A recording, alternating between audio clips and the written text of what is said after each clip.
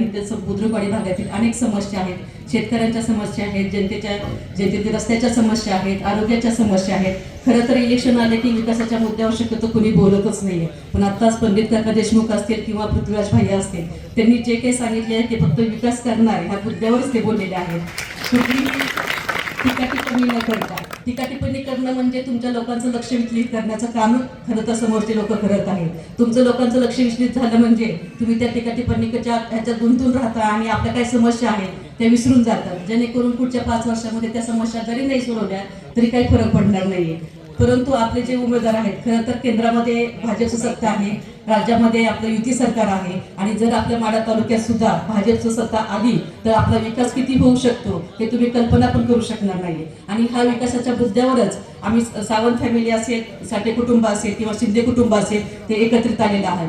कारण आपल्याला माहिती आहे माढा तालुक्याचा जर विकास करायचा असेल तर ह्याच भागातली नेतृत्व आपल्या भागाचा विकास करू शकतोय. कारण आपल्या भागातील जनतेची तळमळ हे आपल्याला चांगल्या पद्धतीने समजू शकते. तुम्ही पाहिलेलं आहे पुराच्या वेळेस काय परिस्थिती झाली होती, किती लोक त्यावेळेस धावून आलेले होते. त्यावेळेस धावून कोण आलं पहिल्यांदा तर आपल्या भागातील लोकच धावून आले. आणि हा अशा संकटाच्या वेळेस सुद्धा आपण सोशल मीडियाच्या जाहिराती करण्यापासून आपल्या इथले लोक आमदार प्रतिनिधी असतील किंवा इतर प्रतिनिधी असतील ते वंचित राहू शकले नाहीत. कारण त्यांना सोशल मीडिया प्रामुख्याने महत्वाचा गोष्ट वाटते. सोशल मीडियाच्या माध्यमातून राज्य केलं तर जनतेच्या मनावर राज्य होऊ शकतं असं त्यांना वाटते.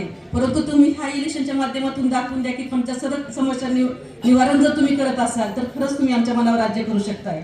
आज पंचायत समितीचे जे उमेदवार आहेत पंडित काका देशमुख ते एकदम ज्येष्ठ उमेदवार आहेत. त्यांना समाजसेवेचा लोकसेवेचा खूप चांगला अनुभव आहे. त्याचबरोबर आपले पृथ्वीराज भैया सावंत ज्यांचे गेल्या 10 वर्षापूर्वी सुद्धा पृथ्वीराज भैया सावंत माढा तालुक्यामध्ये पंचायत समितीच्या इलेक्शनला उभा होते. त्यावेळेस त्यांची थोरली बहीण म्हणूनच मी त्यांचा प्रचार केला आणि त्यांना निवडून आणलं.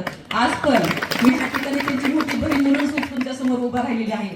विशेषतः मी माझ्या महिला भगिनींना सांगते आणि पंडित काकांना पण सांगते, काका पंचायत समितीच्या माध्यमातून आमच्या महिला भगिनींना अनेक बचत गटाचे प्रशिक्षण असतील. आज मी पाहते आता शिंदेवाडीवरून जाऊन आले तिथं सर्व महिला भगिनी एकत्र झालेल्या होत्या. त्यांनी सांगितलं ताई आम्हाला लाडकी बहीण योजना मिळालेली आहे आणि लाडक्या बहीण योजनेच्या माध्यमातून आम्हाला प्रत्येक महिन्याला पैसे मिळतात. त्या पैशाच्या माध्यमातून आम्ही सक्षम व्हायला लागलेलो आहोत. आम्ही स्वतःच्या पायावर उभा राहिलेलो आहोत. उद्योगात पुढे यायला लागलेलो आहोत. परंतु आम्हाला आज एका ठिकाणून दुसऱ्या ठिकाणी जायचं असेल तर आम्हाला गाडी घ्यायची म्हणलं तर अगोदर रस्त्याचा विचार करावा लागतोय. म्हणजे प्राथमिक समस्या आहे ती आपल्या रस्त्याची आहे.